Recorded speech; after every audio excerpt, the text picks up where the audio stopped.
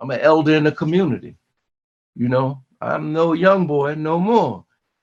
So I have to relate to the young boys in a different way.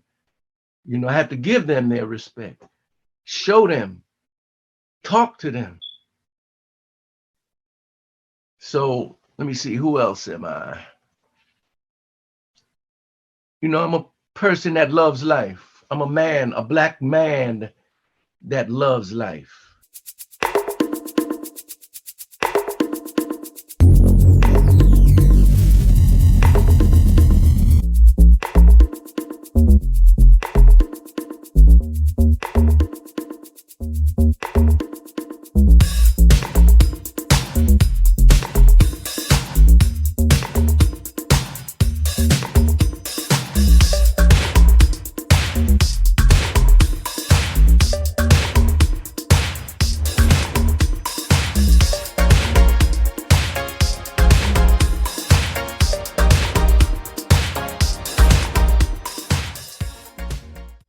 Hi, and welcome to another edition of King Crush Thursdays, the series where we highlight and uplift Black men, because frankly, not too many people are doing it.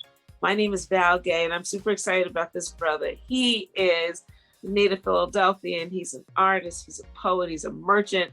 He's a retailer. He's a husband and a father and a grandfather, and so much more. Read his bio below. But without further ado, please welcome Mr. Nashid Furaha Ali. Hi, Nashid. Yes.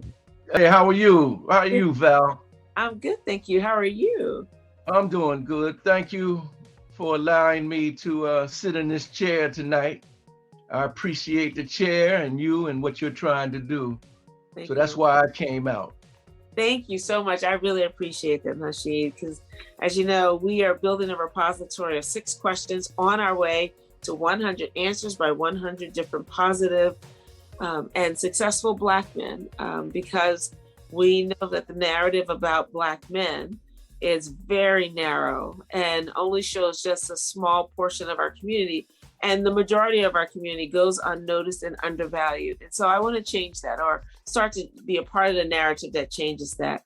And our goal is one day for a young king who may or may not have positive male role models to come to this repository, see these same questions, and see 100 different answers, and maybe find guidance in some of those answers.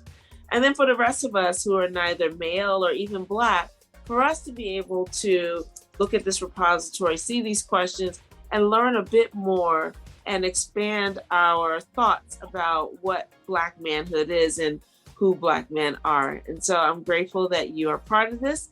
And without further ado, I want to get started with the first question, which is, what does manhood mean to you? So what does manhood mean to me? I've been thinking about that since you posed that question to me. And I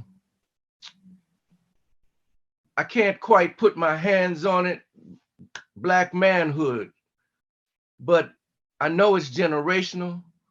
I know it's ancestral, and I know it's value driven. To live up and to be a Black man is to stand on the shoulders of our ancestors and what they did, because each ancestor, each generation has left valuable lessons for the next generation of Black males. So all my uncles and my great grandfathers, my brothers, all of them together have left something dealing with Black manhood, lessons to be learned, whether good or bad. You still shape your life and your model of manhood by what was left to you. Look, what was left to you in story, what was left in morals, what was left in other family members, what you remember, what was left in your DNA. Then you strive and you live that level of manhood that's within you. So there's no universal answer to that. Because the things I do as a man, somebody else might not do. The things I have as a man, somebody else might not have. And the things they have, I don't have. because some people define Black manhood by that. I told someone one time I didn't have a car, so he said he can't see a man not having a car. So that's his, if you got a car, then you're a man. But some may go on what can't be seen, what's in the heart, your loyalty, your courage, your honor. So you got things that you can hold that people associate with manhood and Black manhood, and you have things that can't be held and can't be seen and can't be really valued because it's a treasure. And I think that's in every Black man. Every Black man has that potential. So it's like during the course of living where that potential goes, that's the lessons that are learned. That's the lessons that are left. Because I've made some mistakes. I can't say, that's why I'm saying I'm honored to be in this chair that you invited me, because, I fall short of all of that. But because it's you, I'm here. And we know each other. But, hopefully the mistakes that I made in my Black manhood, the mistakes I made, maybe my children will learn from those mistakes. The mistakes that I didn't make, they'll take those lessons too. My grandchildren, so that they can pass on to their children, which will be my great-grandchildren, on and on and on. That's why I say it just goes from generation to generation. I just left South Carolina, my ancestral home on this continent. I just left there this past weekend because I need to touch that earth. I need to see where my great-great-grandfather and mother, where they raised their children in all kinds of struggles. I need to hear stories of their manhood. Like there's one, we have our family, this uncle's family, line of family, he left them land, a whole bunch of land. So my question was, why didn't the Ku Klux Klan get him? Their answer was because he was a Black man that carried a gun. So I know today guns are questions, but then that generation, they needed guns to protect themselves and their families because that's how it was. So it's lessons learned. That's my answer to that one. Awesome. Thank you, Nashid. Thank you for that. So Nashid, who and or what is important to you? Who, what, and or what is important to you? Who and or what? Who? Well, let me see. Who is important to me? My family is important. My family, the family that I have, my father's family, my mother's family, my family, because they're all interconnected. So that's important. And I'm realizing that as I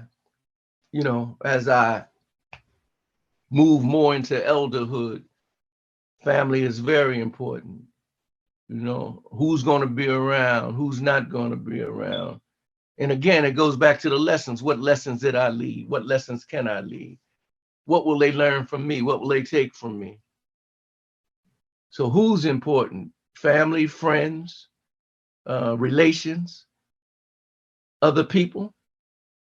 There's a lot of important things that's important to me. Music, jewelry, art, artists. Moving in the world is very important. Knowing what my brothers are doing in Ghana is important, in Mali is important. Learning that culture, that motherland culture is important to me. How to tell stories, how to drum, how to. It's all important. That's important. What's important? Time is important. Because we don't have time to waste. I mean, they used to say that when I was a younger man, the elders used to say, don't waste your time. Make sure you don't waste your time, boy. So I'm at that point in the evolution and the revolution of time, that time is very important. Every time, every moment that the Creator gives to us. I was just talking to a brother today. We're talking about manhood. Manhood, black manhood is brotherhood also. You know, that's what the spiritual quest is. That's what I was thinking about it today, because I was thinking about this interview today. I said, what can I tell Valerie that will be true? Mostly. But no, brotherhood, Islam. That's what attracted me to Islam. The word Islam means peace, but it was the brotherhood that you experience praying next to another brother, because men and women are not in the same room. So you're standing shoulder to shoulder on prayer day with another brother. And when you get finished, you accept that brother as a brother. And you know that there's a certain limit that you'll move, that you'll relate to your other brother with. Because if you don't, then that takes you out of the realm of Islam. So brotherhood is very important also in that. So what, brotherhood, the culture, what? Time, what? The Creator, what's important? The Creator, the work that I have left to do on this planet is very important to me, because I've seen so many people pass. My friends, my family, other friends, other family. I mean, generations. And then what's going on today with the youth killing one another, black youth killing other black youth. Call it what you may, that's what it is. So what's important? Time is important. And fulfilling my mission, because everyone has a mission and I have to fulfill mine. That's why I'm here. You know, that's why the Most High has let me see another day, to let me do this interview with you, so it can go down in the archives of life. Okay. That's awesome. Awesome. Thank you so much, Nashid. I appreciate it. Thank you. So question 3, Nashid, is how do you want us to see you?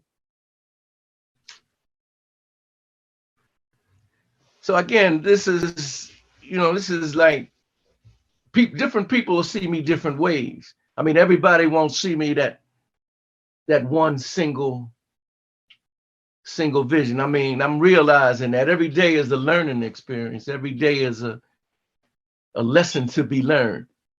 You know, in Islam, they have a saying, we seek knowledge from the cradle to the grave.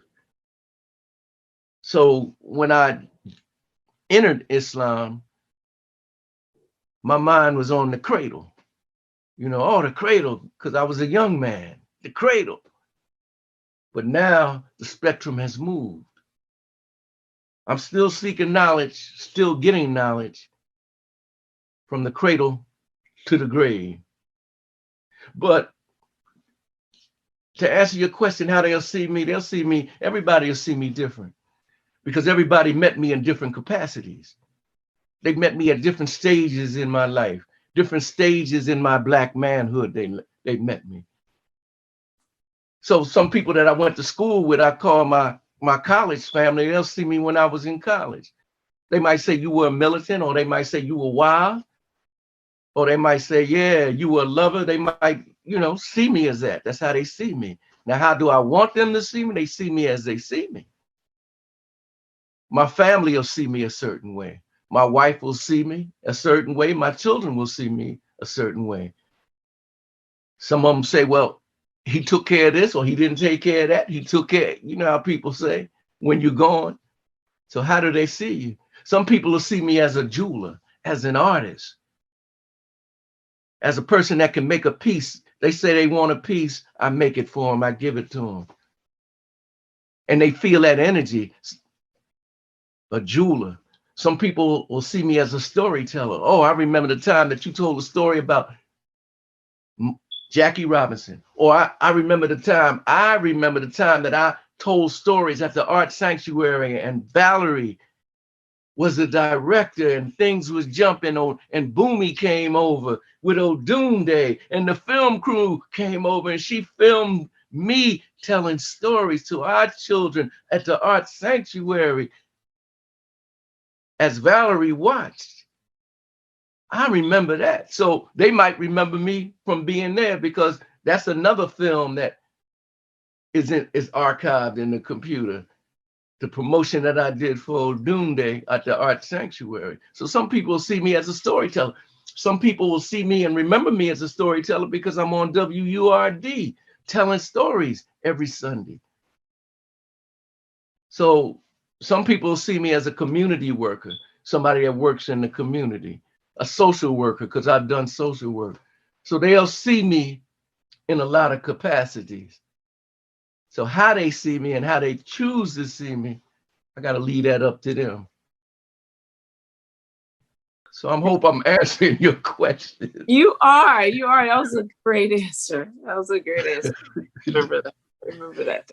They awesome. Don't be afraid to answer. Okay. That's right. Don't be afraid to answer. These are your answers. There are no right or wrong answers. They are just your answers. And that's what's about it. And I'm grateful for that. And so here are question 4, which is, Nashid, what is your epic dream? I'm dreaming more and more and more. You know, I told you I just left my ancestral homestead in South Carolina. I mean, way in the country of South Carolina. I took my wife down there, you know, and this is her first time down there. She kept saying, "Where's the mall?" I said, "There is no mall." You know, she said, "Well, we got to go to the store." It took us about 40 minutes to drive to the store down the road, the country mile. So, you know, my dream, you know, I'm still dreaming. You know, that's one thing. One thing is to allow me to still dream, because I see a lot of people my age, you know, when they get to their elderhood, they stop dreaming. And as an artist, you must never stop dreaming. You know, you must never let the world take away your dreams. These are the things that we got to teach our children if they're to be artists. Because what's in the mind, that dream that we have, can be reproduced and replicated from the mind to whatever medium you use to create your world. You know, I'm just learning that, really. So my dream is to explore my artistry and leave my artwork here and to create another reality for myself, a reality that I can live with and my family can live with too. I need to create that reality. That's my dream. That's amazing. I love it. That is awesome.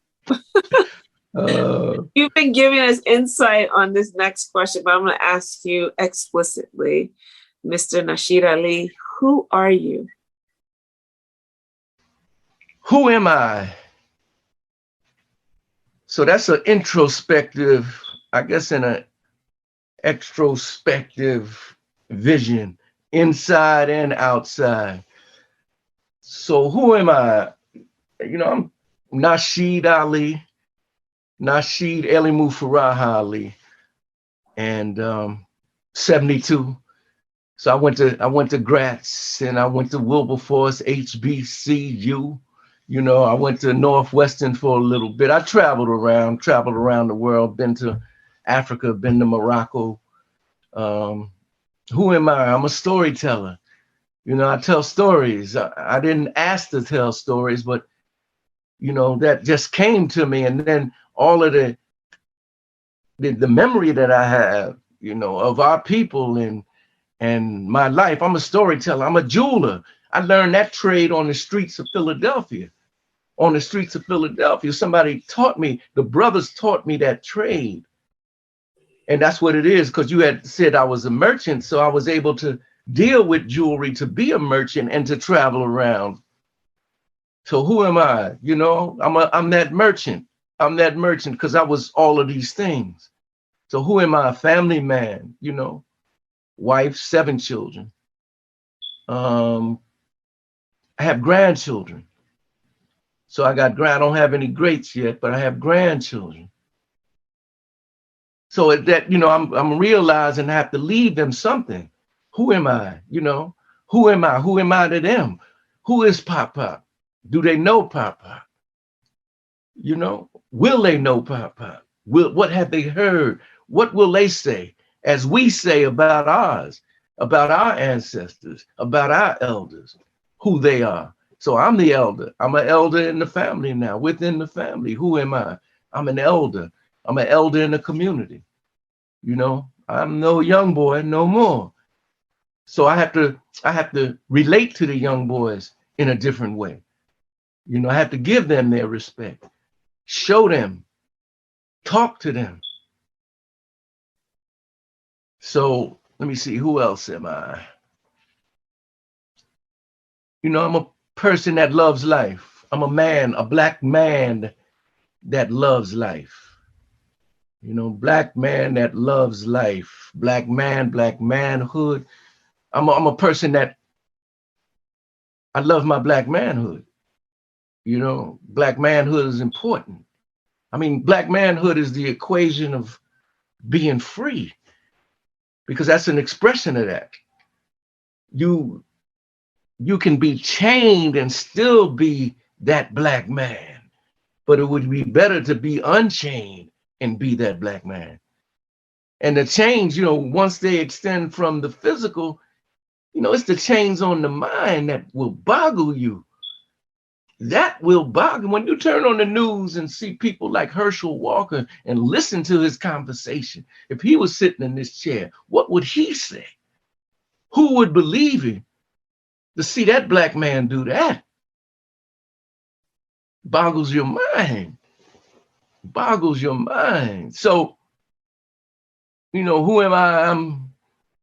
I'm that person trying to throw off them shackles, because them shackles, these shackles were easy to take off. The shackles around the mind and the heart now, and the heart, because we're not loving one another like we should. At one time we were, you know, during the 60s, during the 70s, we was loving each other. What's happening, black man? All right, black man. What's happening, queen? Fine. You know, yo, whoa, look, you my queen, king. You know, we didn't need Hollywood to tell us nothing. We was telling ourselves. They went and co-opted because they saw that they could make money off of. So, you know, who am I? That's right. Who am I? So that's why I'm honored to be in this chair, because you say, who am I? Well, who am I? You know, who am I? I'm just the humble servant of the creator, trying to be, I'm striving. I can't say that I am, but I'm sure enough trying. I need to say I am, because they say that's talking in the, you know, the positive and the definitive. But I'm striving. I'm trying. Who am I? I'm trying to be who I want to be, and I'm going to be who I want to be. Yes, indeed. Who am I? Who I want to be. Go ahead. Okay. That's good. That's good. I got it. So here we are, already at question 6, which is there anything I should have asked you, or you wanted me to ask you that I didn't? In other words, what did I miss? Well, all right. So we need to do it like this, because you, in the beginning, to open the conversation, you had asked me if I had any questions. I said, well, no, you got all the questions. So that still stays the same. That equation hasn't changed. It. You still got all the questions, right? All right. So you asked me, what, 5 questions? This is the 6th one? Okay. So you asked me 5 questions and you listened. I saw you. I saw that you listened. And that's a good quality. That's a good quality you have as a storyteller and as a people, because that's what I'm learning too. I'm still learning. I'm learning that, you know, in order to learn, you have to listen. Now, the elders said that, but I was the hard-headed one. One day you're going to listen. One day you're going to learn. One day you're going to learn because you're not listening. They always told us that. So I saw you listening. So you listen to me, putting it all together in your mind. What question do you have for me that wasn't stated previously on the 5? What question is a good question derived from the answers I gave you to the original questions? See, now that's not fair that you put this back on me. But you got all the questions. That still stands in effect. You got all the questions. Okay.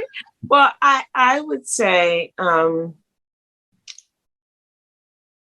question that I would have is that I'm curious about is all of the things, because I love the fact, as someone who does apparently a lot of different things. It seems a lot of different things to different people or to other people. To me, it all feels like one thing. It just has different manifestations, but it's all rooted from the same thing. And I guess my question to you, given all the things that you've done, all the experiences you've had, the work you've done, how do you see all of that uniting inside of the being called Nashid? Woo. So that's the hard one, right? That's where the work is. That's where the work is. That's a good question. You got all the questions. There's no more questions after this one. I gotta go eat, and there's no more questions. But that's the question, because how do I take all of those experiences? You know, the Creator gave different people different gifts, but He gave us all gifts. So mine was the gift of experience.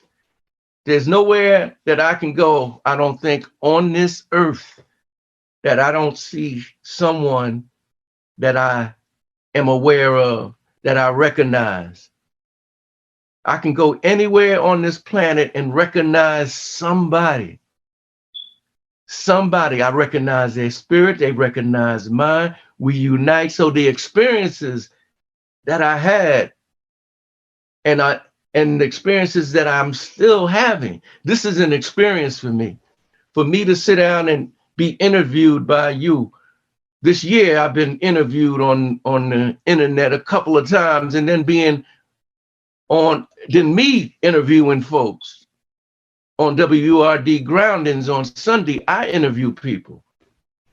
So the interview is very important. And to keep that as a record is most important, because like you said, the generations come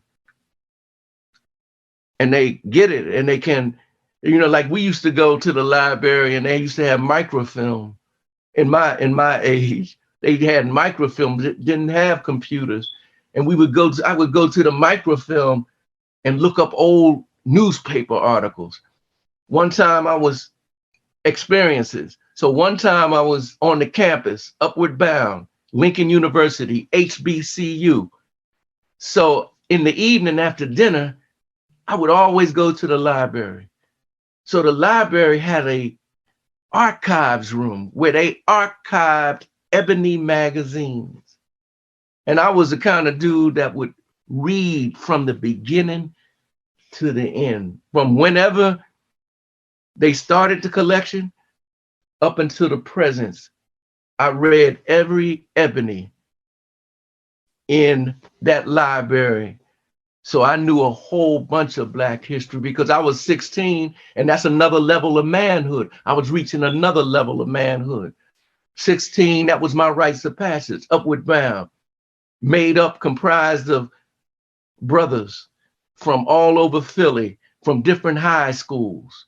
We had Central, we had Gratz, we had Overbrook and Bartram. And we didn't know who each other were, but when we came together, we formed that collective consciousness, that collective personality. We learned from each other those values of being a man and a Black man, because we were 16. So we learned how to treat each other like brothers, how to dance. I remember learning how to dance. North Philly was teaching, we had to dance. He put on Diana Ross and the Supremes. A lover done bit me, Didn't mean for it to get me. And we would do our thing, whatever it was, line dance, whatever dance was out.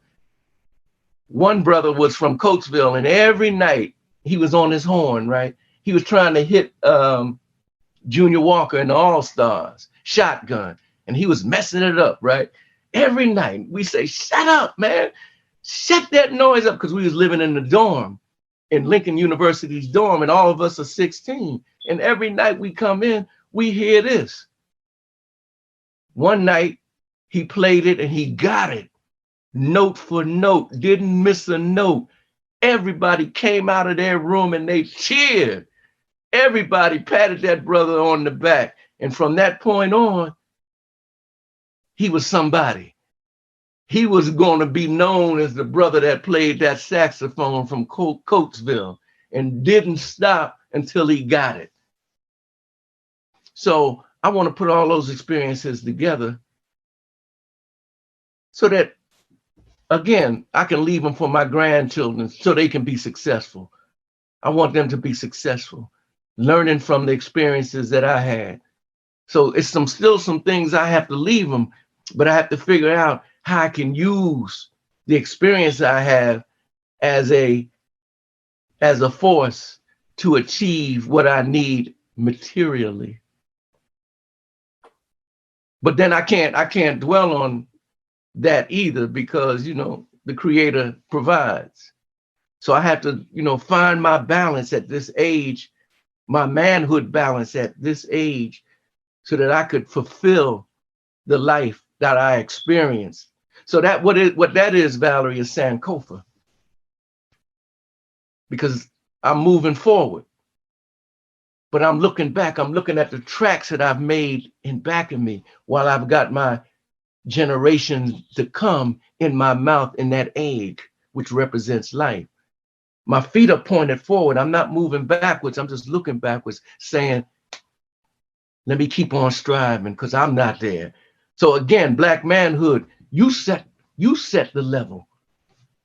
You set the level. I know deep in myself. That's why I said I'm humbled to be here, because I know within me, I haven't reached the level that I want to reach. Now, in the outer eyes, in the exterior's eyes, in the world eyes, as we cross paths, but inside, I still have to develop my mind until I can't develop it anymore. Because I seen the seniors, I just left her aunt. She just passed this year, but I left her house because my people down South Carolina. And she lived to be in her 90s, and she taught in her 90s, because that's the kind of person she was.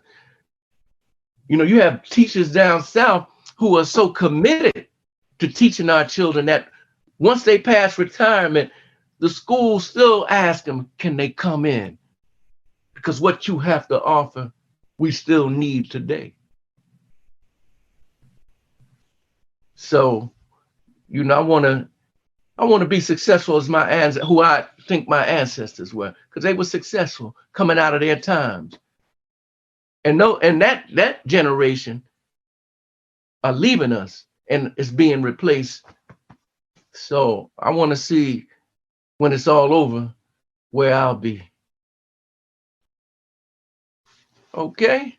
Okay. See, Brother Nashid, this is why I knew you were going to be good at this. I knew it. This is why I asked you to do this. And thank you so much for this. I thank you for your thoughtful answers. Since we've worked together, when I was at our art sanctuary, and you would come in and you would I just appreciated your presence in our space, in our gallery. Everyone imagine in the beautiful gallery at Art Sanctuary, Brother Nashid would be there with his drums and other percussion instruments with toddlers all around him.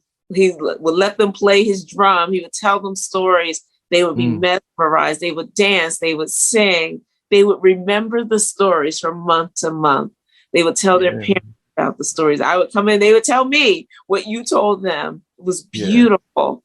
And I'm so grateful for you, because your presence really just shows children very young what safety can look like, what manhood can look like, and an extension of their experiences. And some of them don't have male role models in their life. So for you to be in that space with us was just so powerful as an artist, as a teaching artist, was so powerful.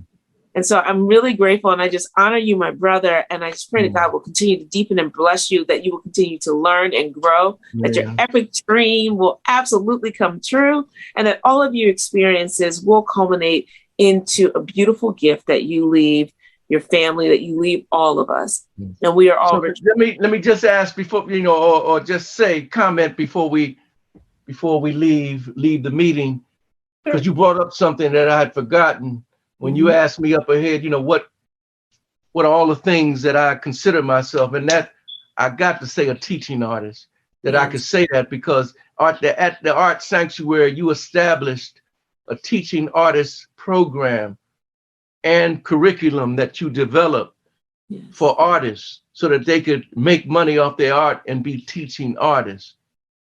And I took the full course. I didn't take the abbreviated course or anything. I took the full course. So a teaching artist.